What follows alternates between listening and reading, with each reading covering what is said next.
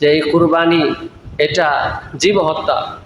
একটি পত্রিকা রয়েছে সাপ্লিমেন্ট স্টার নামক একটা পত্রিকা, সেই পত্রিকার মধ্যে হিডিং করা হয়েছে, সেই পত্রিকার মধ্যে একটা কার্টুন আঁকানো হয়েছে। কার্টুনের মধ্যে লেখা ছিল, হিডিংয়ের মধ্যে লেখা ছিল, এখানে একটি গরু আছে গত সপ্তাহে হত্যা থেকে পালিয়ে সে বাঁচিয়ে এসেছে।